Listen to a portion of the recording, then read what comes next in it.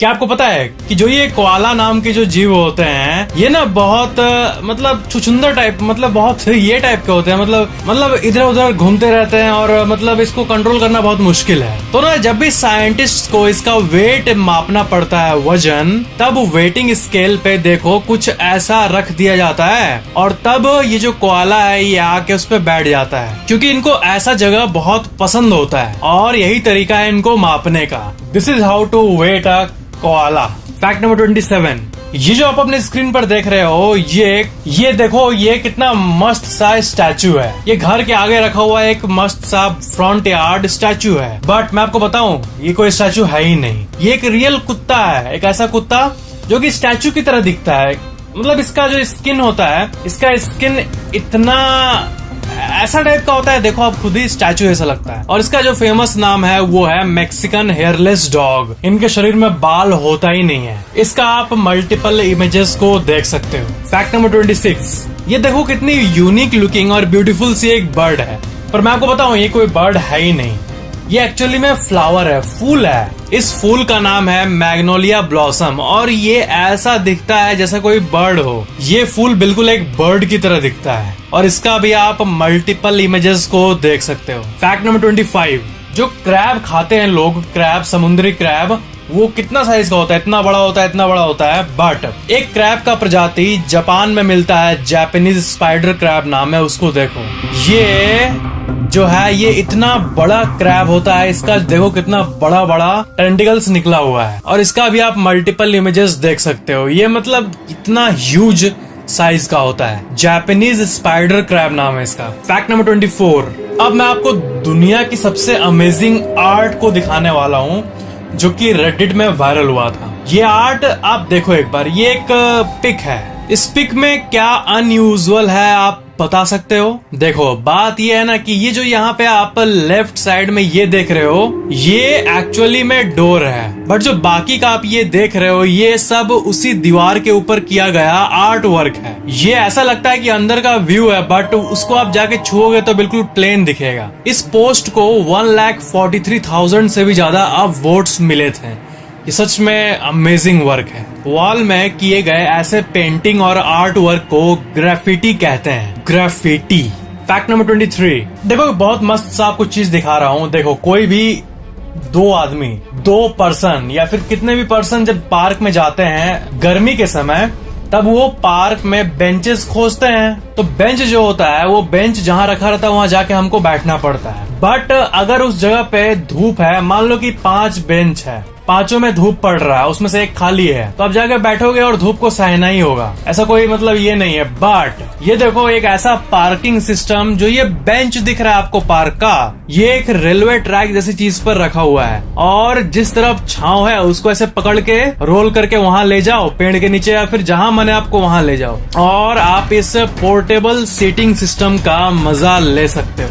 India के भी parks में ऐसा होना चाहिए। अब जहाँ चाहो वहाँ आप इसको स्लाइड करके बैठ सकते हो। सच में बहुत यूनिक सा कंसेप्ट है ये, मतलब अमेजिंग है। फैक्ट नंबर 22, एक बहुत डीप सा इमेज मैं आपको दिखाऊंगा कि जो अल्कोहल, वाइन और शराब होता है, जो लोग को एडिक्शन हो जाता है, हद से ज्यादा नशा हो जाता है, उसके लिए ये डिपिक्शन है। ये इमेज देखो और इसका ऊपर का कोड देखो, ठीक है। First the man takes the drink, then the drink takes the man. मतलब पहले इंसान ऐसे बोतल को लेके पीता है, ठीक है, और बाद में वो बोतल ही इंसान को पीने लगता है। बहुत स्केरी कंसेप्ट है ये उसी को डिपिक्ट करने के लिए ये आर्ट वर्क है और ये सच में बहुत अमेजिंग है और बहुत डीप सा इमेज है। अगर इसको देखे तो कैसे ये एडिक्शन इंसान को ही अंदर टानने लगता है। मतलब आप शराब को नहीं पीते हो, शराब ही आपको पीने लगता है। जिनका एडिक्शन का केस है उन लोगों के लिए। फैक्ट नंबर 21, जो मिलिट्री में एयरक्राफ्ट कैरियर होते हैं बड़े बड़े ऐसे टाइप के,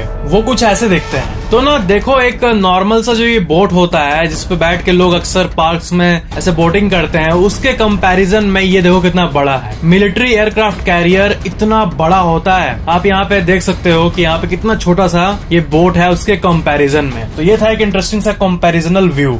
फैक्ट नंबर 20, जो लोग नेचर इंथुसियास्ट है ना, जिनको नेचर में रहना बहुत पसंद है, वो लोग में से कुछ लोग एक साउंड एम्पलीफायर का यूज करते हैं। आप जब जंगल में जाते हो तो आपको एक कीड़ों मकोड़ों एक नेचुरल साउंड आता है, ठीक है। उस नेचुरल साउंड को इस डिवाइस से आप देखो, इसमें एक इंसान लेटा हुआ है, तो इस डिवाइस से जब ऐसे वहां पे लेट के आपका कान रहेगा दोनों साइड ना, तो वही नेचर का जो साउंड है उसको आप तेजी से सुन पाओगे। और ऐसा जो सर्विस है बहुत जगह अवेलेबल होता है, और इसको जो एक्सपीरियंस करता है, जो लोग किए हैं, वो लोग ये कहते हैं कि वो साउंड सुनने के बाद बहुत पीस फील होता है, क्योंकि बेसिकली हम लोग नेचर से कनेक्टेड है ना। तो इस नॉइज एम्पलीफायर के चलते आपको नॉर्मल साउंड भी बहुत एक डिजिटल साउंड की तरह सुनाई देता है, और पूरा एकदम जोर से सुनाई देता है एकदम। Forest noise amplifier. Fact number 19, octopus के जो ये ऐसे होते हैं, निकले रहते हैं लेग्स, जो हम लोग एज्यूम करते हैं, ये कितने होते हैं, कितने लेग्स होते हैं ऑक्टोपस के? आपको आंसर मालूम ही होगा, ऑक्टोपस नाम ही है तो 8 लेग्स होंगे। बट सबसे बड़ा फैक्ट ये है, and octopus actually has 6 arms and 2 legs, not 8 legs. वो जो 6 होता है ऑक्टोपस का, जिसमें से 6 जो होता है उसका आर्म होता है, हाथ होता है, और बाकी 2 ही पैर होता है। ये फैक्ट मतलब हम लोग इतने दिनों से झूठ में जीते आ रहे थे कि ऑक्टोपस नाम है, ऑक्टा 8 है तो 8 पैर है, बट ऐसा नहीं होता है। Fact number 18, Marie Antoinette syndrome. ये जो सिंड्रोम है ना, बहुत गजब सा है कि अगर किसी इंसान के लाइफ में कुछ बहुत बड़ा स्ट्रेस आ जाता है ना, तो ना उसके बाल कुछ व्हाइट होने लगते हैं। ऐसा आप नोटिस किया होगा। तो इसको ना ऐसा भी होता है कभी कभी ना कि 2 दिन के अंदर बहुत बड़ा हिस्सा एक व्हाइट हो जाता है, तो इसको मैरी एंटोनी सिंड्रोम कहते हैं। ये मैरी एंटोनी नाम इसलिए रखा गया है क्योंकि इनका एग्जीक्यूशन हो रहा था 1793 में, और इनका हेयर जो है, मरने के पहले जब इनको लग रहा था कि अब मैं मरने वाली हूँ, अब मेरा गला काट दिया जाएगा, तब ना लोगों ने नोटिस किया था कि इनका बाल सडनली व्हाइट हो गया था, तो इसी के नाम पे इस बीमारी का नाम रखा गया। तो ऐसा होता है, स्ट्रेस से बाल व्हाइट होता है, बट इसका ऑपोजिट भी ट्रू। अगर आप अच्छा फील कर रहे हो, लो स्ट्रेस, आप हैप्पी फील कर रहे हो, तो इससे जिनका एब नॉर्मली कम उम्र में व्हाइट हो गया है, वो वापस रीगेन भी करने लगता है कलर। मतलब वो नेचुरली अपना कलर वापस आ जाता है जब आप लेस स्ट्रेस्ड, कम स्ट्रेस्ड या फिर हैप्पी फील करते हो। फैक्ट नंबर 17, एक सिस्टम होता है टंग ड्राइव सिस्टम। जिन लोगों का स्पाइनल कॉर्ड इंजरी होता है ना, जिससे वो चल नहीं पाते हैं, तो वो लोग बैठे रहते हैं व्हील चेयर में, तो ना उनके इस पार्ट में, ऊपर वाले पार्ट में एक ऐसा कुछ होता है, देखो फिट होता है। और ना माउस पैड आप देखे हो, माउस पैड, उसमें ऐसे करने से माउस हिलता है, वैसे ही कुछ इसमें होता है। अगर कोई अपने टंग से इस पैड पे ऐसे करे राइट, तो उसका जो व्हील चेयर है वो राइट घूमने लगता है। ऐसा सिस्टम, मस्त सा सिस्टम है ये। ऐसे करेगा तो लेफ्ट होगा, उसका यहीं पे एक पूरा कंप्यूटराइज्ड सिस्टम फिट होता है। इसे कहते हैं टंग ड्राइव सिस्टम। टंग ड्राइव सिस्टम, TDS। TDS सुन के तो टैक्स डिडक्टेड एट सोर्स वाला याद आ रहा है, TDS, बट ये है tongue drive system, TDS। Fact number 16, ऐसे भी कई लोग हैं इस दुनिया में जिनको ना मुर्गियों से डर लगता है, लिटरली। जैसे अगर आपके पास यहाँ पे एकदम आपके थोड़ी दूरी में अगर शेर आ जाए तो आपको कैसा फील होगा, वैसा मुर्गी देख के फील होता है, लिटरली। इसको कहते हैं electrophobia. Electrophobia is the specific term for phobia to hen या फिर चिकन। फैक्ट नंबर 15, आप ब्लू व्हेल के बारे में सुने हो? ब्लू व्हेल ये दुनिया के सबसे बड़े जीव में से एक है, ठीक है। अब ब्लू व्हेल और इंसान का साइज को देखो, आप यहाँ देख सकते हो कंपैरिजन, इतना छोटा सा इंसान और इतना बड़ा ब्लू व्हेल, ठीक है। बट सबसे अमेजिंग फैक्ट ये है ब्लू व्हेल के बारे में कि एक ब्लू व्हेल, एक बीच बॉल जो होता है, इससे हम लोग खेलते हैं समुद्र के किनारे, बीच बॉल, उससे बड़ा कोई चीज को ये अपने अंदर ले ही नहीं सकता। मतलब शरीर इतना बड़ा गद्धड़ जैसा है, एकदम मोटा सा, बड़ा सा, लेकिन इसका स्वेलविंग पावर जो होता है, निगलने का पावर, वो कम होता है, क्योंकि इसका माउथ बहुत, जो गला का पासिंग जो होता है वो बहुत पतला होता है। बीच बॉल से बड़ा कुछ ये नहीं ले पाता है, भले ही इतना बड़ा जीव हो। बीच बॉल से बड़ा कुछ भी ये इनहेल नहीं कर सकता है, क्योंकि इनका थ्रोट बहुत स्मॉल होता है। बट ये बात तो बहुत लोगों को नहीं पता। उनको लगता है कि ब्लू व्हेल 10 इंसान को निगल जाएगा, ऐसा नहीं होता है रियलिटी में। फिल्मों में तो कुछ भी दिखाएंगे, वो कुछ भी चलता है, बट रियल लाइफ के रियल सीन की बात करें तो उतना नहीं निगल सकता है blue whale. Fact number 14, internet speed. ठीक है, आपको पता होगा MBPS में होता है, मेरा इंटरनेट 10 MBPS का है, 100 का है, ऐसे लोग बोलते हैं। आपके मन में आया होगा ना कि किस कंट्री में सबसे हाईएस्ट इंटरनेट स्पीड अवेलेबल होगा। तो देखो मैं आपको बहुत इंटरेस्टिंग सा एक ऑफिशियल विकिपीडिया लिस्ट दिखाता हूँ। साउथ कोरिया देखो, साउथ कोरिया का एवरेज कनेक्शन स्पीड पूरे जो वहाँ के देश में है वो है 28.6 और ये नंबर 1 पे है। ठीक है, मतलब पूरे साउथ कोरिया का एवरेज, किसी घर में ज्यादा कम है, सबको अगर कैलकुलेट करके डिवाइड करो जो एवरेज निकाले हम लोग, तब 28.6 आएगा जो कि पूरे धरती पे सबसे ज्यादा है एवरेज स्पीड की बात करें तो देखो साउथ कोरिया 28.6 है, फिर नॉर्वे, स्वीडन, हांगकांग आप देख सकते हो कम होते जा रहा है स्पीड। यूएसए का भी 18.7 है एवरेज इंटरनेट स्पीड। और करते करते करते करते जब यहाँ नीचे आते हैं तो 63 नंबर पे इंडिया है और पूरे भारत का एवरेज कनेक्शन स्पीड है 6.5 Mbps। 6.5 Mbps जो इंडिया में सबके घर में ब्रॉडबैंड होता है उसमें तो ऑफ कोर्स मतलब 50-100 तो इजीली मिल जाता है, 150 Mbps। बट अगर किसी के पास 100 Mbps है तो वो बहुत ऊपर है एवरेज से, क्योंकि पूरे इंडिया का एवरेज यही है एक्चुअल में 6.5। किसी का अगर 7 Mbps भी प्रॉपर आता है ना स्पीड तो वो एवरेज से ऊपर ही है statistically speaking. Fact number 13, Logitech company ने एक सर्वे रखा था, एक कॉमन सा सिचुएशन पे सर्वे। जो होता नहीं कि हम लोग का टीवी का रिमोट भुला जाता है घर में, कहाँ है रिमोट, कहाँ है रिमोट। तो एक सर्वे किया गया था ये पता करने के लिए कि मेजोरिटी घरों में जब रिमोट भुलाता है तो वो वापस मिलता किस जगह पे है, कौन सा जगह सबसे ऊपर है। तो उस सर्वे में ये पता चला कि 49% ऑफ द टाइम जब भी रिमोट भुलाता है तो लगभग आधा टाइम वो काउच में मिलता है। ठीक है, और 8% लोगों के घर में बाथरूम में रिमोट मिलता है, पता नहीं कहाँ से चल जाता है। और 8% लोगों के घरों में ड्रेसर का जो ड्रॉर होता है उसमें छुपा रहता है। और 4% ऐसे भी लोग हैं जिनको जब रिमोट भुलाता है तो वो फ्रिज के अंदर मिलता है।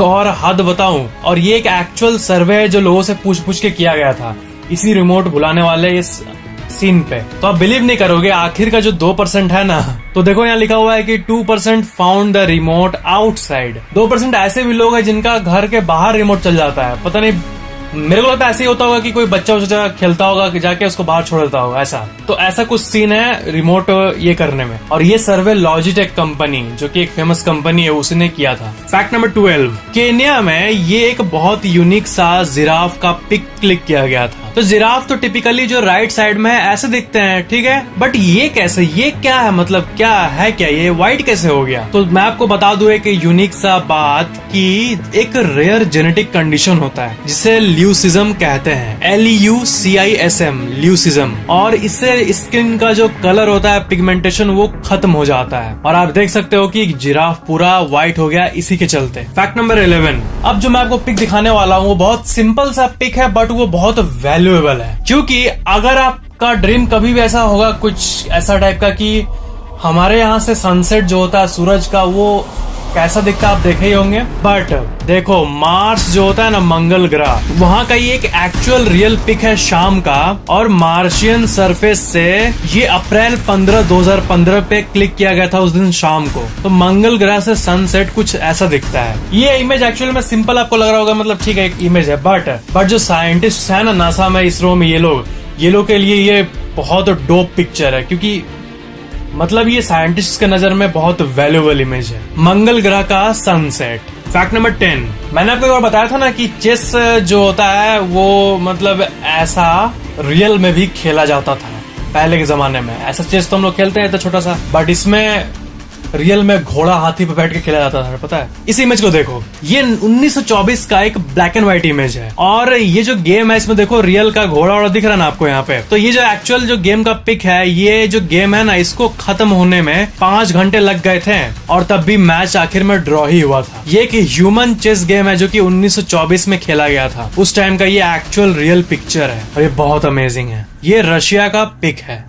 फैक्ट नंबर 9, जब गोल्ड जो सोना होता है उसको जब निकाला जाता है ना, तब जो मतलब जो ऐसा पत्थर में जो नेचुरल रूप में होता है ना, देखो कुछ ऐसा होता है। ये मतलब एब्सोल्युटली रॉ, एकदम कच्चा गोल्ड है। जो धरती के अंदर जो होता है ना वो कुछ ऐसा ही होता है। और इसी को बाद में बना के मतलब बहुत कुछ बना दिया जाता है। तो ये देखो, ये इंसान अपने हाथ में 3 रॉ गोल्ड के मलबे को लिया हुआ है और ऑन द अदर साइड जो ओपल होता है, जो रिंग्स में होता है, जब भी ओपल फ्रेश जमीन से निकलता है ना, तो वो कुछ ऐसा दिखता है। पत्थरों के बीच में ये वैल्यूएबल चीजें होती है और बहुत मुश्किल से, बहुत मेहनत के बाद जो माइनर्स होते हैं उनको ये मिलता है। फैक्ट नंबर 8, जो साउथ अफ्रीका का टोपोग्राफी है ना, मतलब उसका जमीन का जो उबड़ खाबड़नेस, मतलब रुको, ये आप इमेज देखो पहले। साउथ अफ्रीका का टोपोग्राफी ये है। इसमें देखो जो साइड में समुद्र के साइड वाला ये जो एरिया है, इसमें कितना पहाड़ है, ये है मतलब बहुत डिटेल्ड इमेज है ये। और इसमें जितना आप डिटेल देखो ये ऐसा होता है, मतलब ऐसा उबड़ खाबड़नेस है साउथ अफ्रीका का, और ये दुनिया के सबसे कॉम्प्लेक्स उबड़ खाबड़नेस में से एक है। फैक्ट नंबर 7, एक वेदर फेनोमेनन होता है जिसे कहते हैं ल्यूनर कोरोना। ये वो अलग कोरोना है, ये इसका नाम ही है, मतलब इस फेनोमेनन का नाम ही कोरोना है, वो कोरोना को मतलब नहीं है इसका। तो इसमें क्या होता है ना कि मून जो होता है वो रेनबो जैसी एक चीज से ऐसा मून दिखता है, ये ऐसा कुछ व्यू होता है ल्यूनर कोरोना नाम का। और ये सच में बहुत अमेजिंग और रेयर व्यू है मून का, जो ये आप अपने स्क्रीन पर देख रहे हो। फैक्ट नंबर 6, जो चिड़ियों का नेस्ट होता है वो कुछ ऐसा होता है, ठीक है, पेड़ों पर रहता है, बट एक बॉल्ड ईगल नाम का ये जो चिड़िया है, इसका जो नेस्ट होता है ना, आप देखो इंसान बैठा हुआ है, इतना बड़ा सा नेस्ट होता है बाल्ड ईगल का, 5 फीट वाइड, 3 फीट डीप, ऐसा टाइप का होता है ये। और जो लार्जेस्ट फाउंड जो इंसान को मिला है एक बाल्ड ईगल का ये नेस्ट, इसका जो डायामीटर है वो 9.5 फीट है, 20 फीट गहरा है और वजन करीब 6000 पाउंड्स है, मतलब करीब 2700 किलोग्राम का nest. Fact number 5, would picker नाम की ये जो आप बर्ड देख रहे हो, इसका टंग देखो, ये कुछ ना सांप होता है ना, सांप का ऐसा टाइप का जो टंग होता है, पतला लंबा टाइप का, वैसा टाइप का टंग इसका होता है। और ये इतना लंबा होता है कि ये मतलब आप देख सकते हो। और सबसे अमेजिंग बात है कि देखो ये कैसे अपने टंग को अंदर रखता है, ये देखो अपने दिमाग के ऊपर ऐसे रैप करके अंदर रखता है, जब निकालना होता तो निकाल देता है। ऐसा कुछ इंटीरियर सिस्टम होता है, आप अपने स्क्रीन पर देखो, ये मतलब ऐसे रैप करके रखता है अपना ये टंग, और जब निकालता है तब का व्यू तो आप यहाँ नीचे देख ही सकते हो। फैक्ट नंबर 4, मथुरा में कई लोग ना जो वाइल्ड लाइफ कंजर्वेशन में काम करते हैं, वो ना हाल ही में ऐसा न्यूज में आया था कि वहाँ के जो विलेजर्स है और वहाँ के जो वाइल्ड लाइफ जो केयर करते हैं जानवरों का, वो देखो हाथियों के लिए ऐसा स्वेटर बनाए थे ताकि एलिफेंट्स वार्म रह पाए, गर्म रह पाए, इनको ठंडा ना लगे। और इस न्यूज को भी बहुत लोगों ने अप्रिशिएट किया था। फैक्ट नंबर 3, ये देखो मैं आपको और एक अमेजिंग सा पिक दिखा रहा हूँ। इधर वाला जो आप देख सकते हो ये है स्पर्म व्हेल का ब्रेन, उसके बाद ये है इंसान का ब्रेन, उसके बाद ये है डॉल्फिन का ब्रेन, और उसके बाद रिवर डॉल्फिन का ब्रेन। और जो आप ये इधर वाला देख रहे हो, ये जो स्पर्म व्हेल का ब्रेन है, ये करीब 10 किलो का होता है, मतलब जो इतना ये जो है ये उन लोगों का इतना बड़ा होता है और इंसानों की तरह ही दिखता है स्पर्म व्हेल का ब्रेन। फैक्ट नंबर 2, एवोकाडो का नाम सुने आप? ये फल एवोकाडो सुने ही होगा, जरूर सुने होगा, और हो सकता है इसको आप लिए भी होगे हाथ में। उतना भी पॉपुलर नहीं है बट आपको पता ही होगा। तो ये देखो, ये दुनिया के सबसे लंबे एवोकाडो के प्रजाति में से एक है और ये बहुत रेयरली पाए जाते हैं, इतने लंबे लंबे एवोकाडो। फैक्ट नंबर 1, फाइनेंस वाले वीडियो में मैंने आपको बताया था कि ये जो कॉइन्स होते हैं इन्हें बनाने का खर्चा कितना होता है, तो उसी के कॉन्टेक्स्ट में मैं आपको और एक चीज बताऊंगा। पहले ये रिवीजन सुन लो। आपको पता होना चाहिए कि जो ये गवर्नमेंट कॉइन बनाती है और उसका जो लोहा या फिर जिससे भी बनता है ये मेटल, इसका भी कॉस्ट आता होगा, इसका भी तो प्राइस है। तो मतलब पैसे को बनाने के लिए भी पैसा लगता है। तो ये जो है ना 1 रुपए का कॉइन, इसे बनाने में 1.1 रुपीज लगते हैं, मतलब लॉस।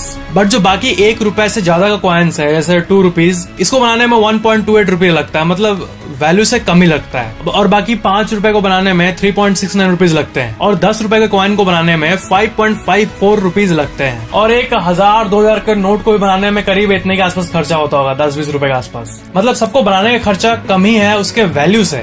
बट 1 रुपए का कॉइन का जो वैल्यू है वो तो 1 ही रुपया है ना, तो उसे बनाने का कॉस्ट ज्यादा है। अब नेक्स्ट फैक्ट ये है कि कॉइन किससे बनता है। बहुत लोगों को लगता है कि आयरन या फिर आयरन प्लस स्टील ऐसा होता है, बट नहीं। RBI, reserve bank of India का एक ऑफिशियल पेज है, एक बहुत ही यूनिक सा पेज, उसमें कॉइन का सारा जो एक बनाने का डेटा होता है वो दिया हुआ है। 5 रुपए का जो नया कॉइन होता है ना, उसे फेरेटिक स्टेनलेस स्टील FSS से बनाया जाता है। और जो ओल्ड 5 रुपए का कॉइन है, ये फेमस वाला, इसे क्यूप्रो और निकल से बनाया जाता है। और 2 रुपए को वही FSS, फिर पुराने वाले को क्यूप्रो निकल, फिर ओल्ड 1 रुपए को FSS स्टेनलेस स्टील। और ये सारा डेटा आप देख सकते हो। ये RBI का जो लिंक है, ये आप यहाँ देखो, यही है इसका ऑफिशियल पेज। मतलब पैसे को बनाने के लिए भी पैसा लगता है, तो ये एक बहुत ही अमेजिंग सी बात है। तो इसको अगर हम लोग पीछे ले जाएं तो दुनिया का सबसे पहला जब कॉइन ये सब बन रहा होगा, दुनिया का एवोल्यूशन हो रहा होगा, सबसे पहला बार कॉइन इंट्रोड्यूस होगा या फिर नोट नया निकला होगा, तब उस टाइम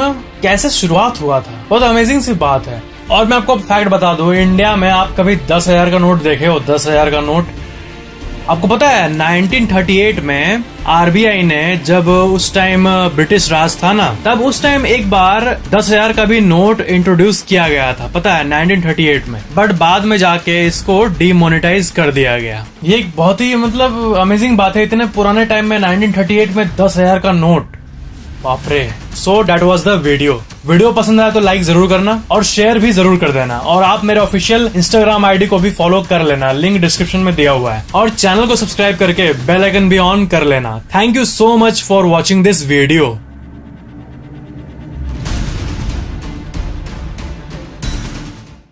क्या आपको पता है कि आपके जो बाल हैं वो 8,400 kg तक होल्ड कर सकते हैं? Yes, technically it's possible due to the strength of human strand. और जब आप मोबाइल में से टाइप करते हो तो क्या आप कीबोर्ड को देखकर टाइप करते हो या फिर बिना देखे? इससे भी रिलेटेड आपको एक फैक्ट पता चलेगी इस वीडियो में। इस वीडियो में आप ऐसे amazing non stop random facts को जानोगे जिनको सुनकर आपकी आंखें ऐसी हो जाएंगी, और वो भी 2 दिन के लिए। 2 दिन तक ऐसे ही आंखें रखने के लिए तैयार हो जाओ। फैक्ट नंबर 24, जितने भी आप कार कमर्शियल्स देखते हो, ऐसे ऐसे रोड पर कार जा रहा है फुल स्पीड में, इसमें से आपको पता नहीं होगा कि ज्यादातर कार कमर्शियल्स जो है ना, जो कार के एड्स होते हैं, वो CGI graphics, computer generated imagery, जिसे CGI कहते हैं, उससे शूट किया जाता है इन एड्स को। और ऐसे देख रहे हो आप, ऐसे 4 चक्के वाले डिवाइसेस और कैमरा यूज होते हैं इन एड्स में। कुछ एड्स में रियल कार को भी रन कराया जाता है, बट मैक्सिमम एड्स में ऐसा ही होता है। फैक्ट नंबर 23, आप आग तो देखे होंगे। आग ऑफ कोर्स विजिबल होता है, हम लोग उसे देख सकते हैं, पर एक टाइप का आग होता है जिसे कहते हैं मिथेनॉल फायर। और इसमें क्या होता है ना कि जो आग लगता है उसे आप देख नहीं पाओगे, मतलब वो काइंड ऑफ इनविजिबल फायर होता है, जैसा आप इस वीडियो में देख सकते हो।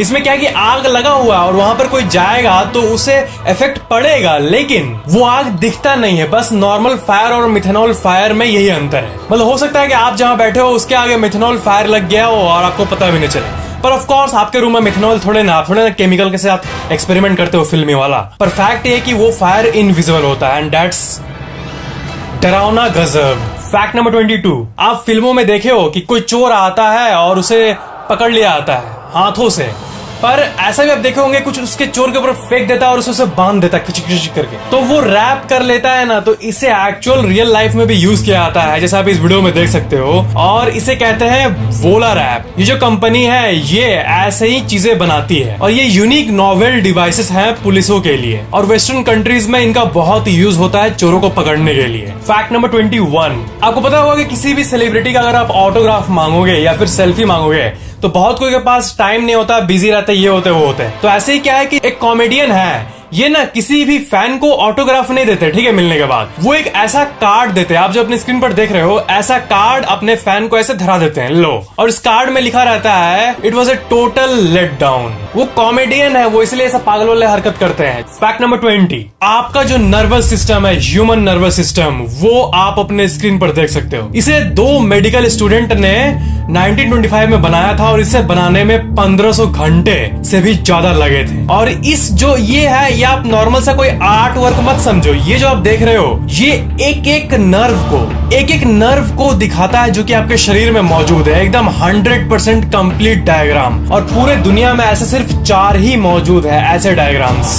फैक्ट नंबर 19, क्या आप मोबाइल में जब टाइप करते हो कुछ भी तो कीबोर्ड को देखते देखते टाइप करते हो या फिर ऐसे स्क्रीन को देखकर आप टाइप कर लेते हो? तो सियाट एडू के ऑफिशियल ट्विटर अकाउंट में पोस्टेड इस इन्फॉर्मेशन को आप देख सकते हो कि only 25% of the people type well without looking at the keyboard. मतलब सिर्फ 25% लोग ही टाइप कर पाते हैं। तो क्या आप उन 25% में से एक हो? देख के टाइप करते हो या फिर स्क्रीन पर देख के टाइप करते हो? फैक्ट नंबर 18, साल 2007 में जेरेमी हार्पर, ये जो इंसान है, इन्होंने 1 से लेकर 1 मिलियन यानी 1 से लेकर 10 लाख तक अपने अपार्टमेंट में बैठ के ऐसे पोज में काउंट किया, और ये सारा एक लाइव वेब कैम में ब्रॉडकास्ट किया, और इन्हें करने में 3 महीने लग गए। आपके मन में क्वेश्चन आएगा कि क्या इन्होंने 3 महीने लगातार कर लिया? नहीं, वैसा नहीं है। बीच में उठना, खाना, सोना, ये सब इन्होंने काम किया, बट लाइव स्ट्रीम कंटिन्यू था 3 महीने तक। और इन्हें Guinness book of world record भी मिल चुका है काउंटिंग करने के लिए, इस लाइव स्ट्रीम प्रोसेस के लिए। इन्होंने जून 18, 2007 को शुरू किया था और सितंबर 14 को खत्म किया था। फैक्ट नंबर 17,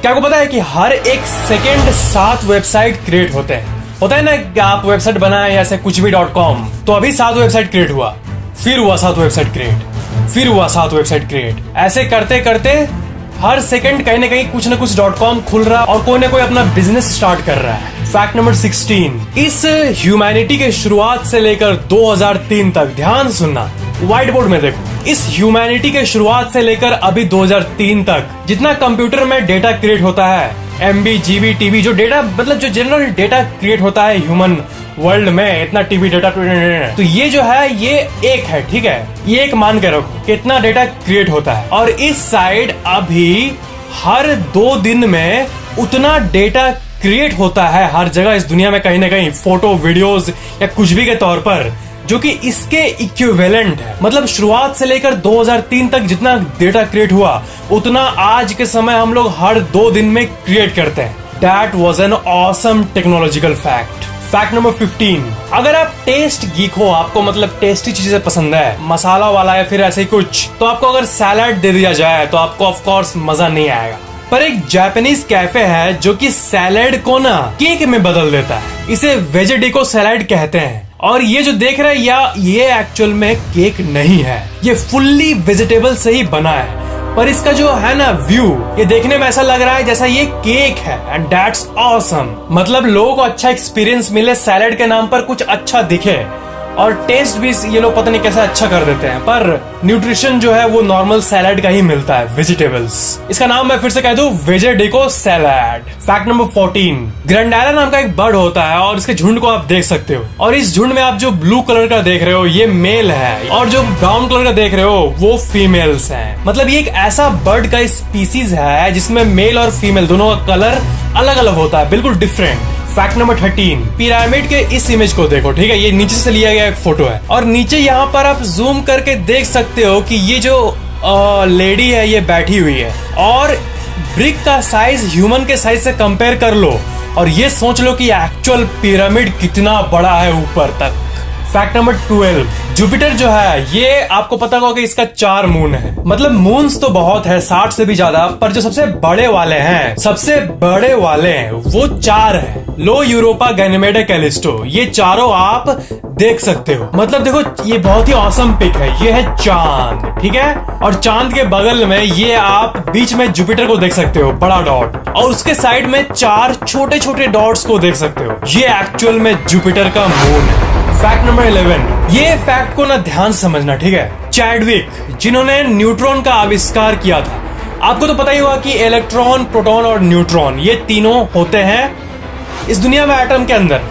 एटम इसी से बना है, इलेक्ट्रॉन, प्रोटॉन और न्यूट्रॉन। तो फैक्ट ये है कि Chadwick, the discoverer of neutron, was a student of Rutherford, discoverer of proton, who was the student of Thomas, the discoverer of electron. जिन्होंने इलेक्ट्रॉन का आविष्कार किया था वो रदरफोर्ड, जो कि प्रोटॉन का आविष्कार किए थे, उनके स्टूडेंट थे, और रदरफोर्ड जो कि प्रोटॉन का आविष्कार किए थे वो चैडविक, जिन्होंने न्यूट्रॉन का आविष्कार किया था, उनके स्टूडेंट थे। फैक्ट नंबर 10, ये एक बहुत ही मस्त फैक्ट है। एलिफेंट यानी हाथी जो है, ये कोई भी अगर मेल बोलेगा, इंसानी मेल, तो ये समझ जाएंगे कि कोई मर्द बोल रहा है, और कोई औरत बोलेगा तो वो समझ जाएंगे कि कोई औरत बोल रही है। वो ह्यूमन में मेल और फीमेल में डिफरेंशिएट कर पाते हैं एलिफेंट्स, और कौन सा ग्रुप ऑफ पीपल सामने है वो भी कर पाते हैं। मतलब समझो, मान लो कि कोई आदिवासी ग्रुप का कोई झुंड आया, मर्दों का झुंड जो कि हंट करना चाहता है, तो उनका आवाज सुन के ये लोग क्या करते हैं कि गैदर कर लेते हैं और एक झुंड में भागने लगते हैं। पर अगर कोई वही फीमेल आई जो कि मान लो वेस्टर्न साइड से है, जो कि नॉर्मल ह्यूमन है, और वही मान लो कि कोई फीमेल का ग्रुप आया, ठीक है, वो लेस लाइकली टू थ्रेटन है इन हाथियों को। तो इस मामले में वो कुछ नहीं करते, वो बस वही रहते हैं। मतलब आवाज से ये समझ जाते हैं कि कौन टाइप का आदमी आ रहा है। दैट्स गजब। मतलब हाथी ये डिफरेंशिएट कर सकते हैं कि वॉइस जो है वो मैन से आ रहा है या वुमेन से आ रहा है या बॉय से आ रहा है या फिर किससे आ रहा है। फैक्ट नंबर 9, आप पानी के अंदर 1-2 मिनट से ज्यादा नहीं रह सकते, आपको पता ही होगा, ठीक है, नॉर्मल इंसान। अब कुछ सुपर ह्यूमंस तो कर लेते, ये अलग बात है, पर एक नॉर्मल इंसान भी बहुत देर तक पानी में रह सकता है। इससे रिलेटेड एक टेक्नोलॉजी है। ये आर्टिकल देखो, इंजेक्टेबल ऑक्सीजन पार्टिकल में make dream the reality. Injectable oxygen particle मतलब ये अभी एक टेस्टिंग फेज में है, पर इसमें होता ही है ना इस टेक्नोलॉजी में कि आपके अंदर पहले से ऑक्सीजन इंजेक्ट कर लिया जाता है, और इंजेक्ट करने के बाद अगर आप पानी में गए तो आप फिर बहुत देर तक पानी में रह सकते हो, क्योंकि ऑक्सीजन आपके अंदर पहले से ही है। ये अभी एक्सपेरिमेंटल स्टेज में है, पर जब ये पब्लिक में रिलीज होगा या फिर ऐसा कुछ ये मेन स्ट्रीम में आएगा तो मैं आपको जरूर बताऊंगा फ्यूचर में। फैक्ट नंबर 8, ये एक बहुत ही मस्त साइकोलॉजिकल फैक्ट है। आपको किसी दोस्त, मतलब देखो,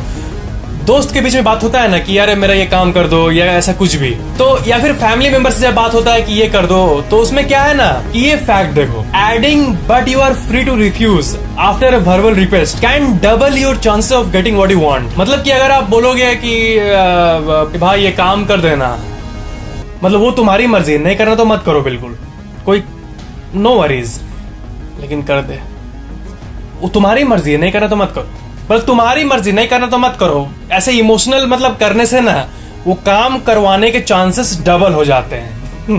फैक्ट नंबर 7, मेक्सिको में एक मॉन्टेरे स्टेडियम है, और इस स्टेडियम का एक व्यू देखो, ये बिल्कुल पहाड़ों के साइड में है, और ये ऑसम पिक इंटरनेट पे बहुत पहले वायरल हुई थी, और ये दुनिया के सबसे यूनिकली लोकेटेड स्टेडियम्स में से एक है। फैक्ट नंबर 6, जो आपका एक हेयर स्टैंड है, एक बाल, वो करीब 100 ग्राम्स तक सह सकता है उतना लोड। तो अगर हम लोग इसको कैलकुलेट कर रहे हैं तो आपके पूरे हेड के बाल जो है उनका कलेक्टिव स्ट्रेंथ वो करीब 8400 केजी के बराबर होता है, और आप इसे हेयर हैंग के ऑफिशियल विकिपीडिया पेज पर वेरीफाई कर सकते हो। मतलब टेक्निकली और थियोरेटिकली इतना वेट आपका बाल सह सकता है। आपका बाल एक्चुअली केराटिन नाम के एक प्रोटीन से बनता है, और केराटिन, वो केराटिन ट्रीटमेंट की बात नहीं हो रही, वो बिल्कुल अलग चीज है। ये जो है ये प्रोटीन का नाम है केराटिन, और इससे बाल बनता है, और ये एक बहुत ही टफ प्रोटीन होता है, इसलिए इतना मजबूत होता है। फैक्ट नंबर 5, आपको पता है ना कि न्यूट्रॉन स्टार जो होते हैं स्पेस में वो बहुत डेंस होते हैं। डेंस का मतलब ये हुआ ना कि अगर आप उस स्टार, समझो इसको, न्यूट्रॉन स्टार है आसमान में, और उसमें से आप हल्का सा तोड़ के अपने एक स्पून चम्मच में रखें, तो न्यूट्रॉन स्टार इतना वेट होता है ना स्टार के, आप स्टार का कुछ, आप उस तारा का कुछ पार्ट लाके अपने चम्मच पर रख दिए, उसके मटेरियल का, उसके गैस का, तो वो एक चम्मच neutron star 10 million ton weight करेगा। मतलब 9 अरब किलो, इतना डेंस होता है neutron star. Fact number 4, deer कैसे होता है?